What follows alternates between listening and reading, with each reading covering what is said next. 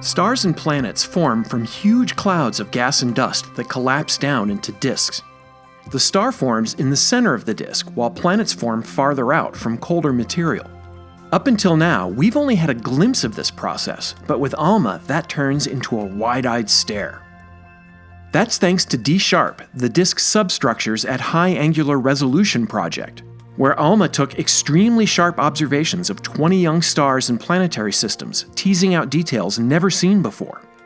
Gaps in the disks carved out by growing planets can be seen in many systems, while others have bright spots which may be forming icy bodies like comets. One observation even shows a nascent binary star system forming.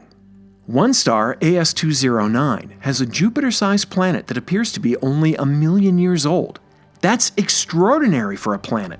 Up until this observation, it was thought planets like that took tens of millions of years to form. ALMA is rewriting what we thought we knew about how planets are born, including ones like Earth. Given that we live on Earth, these observations are important not just to astronomers, but also to any scientist, any person, curious as to how we got here.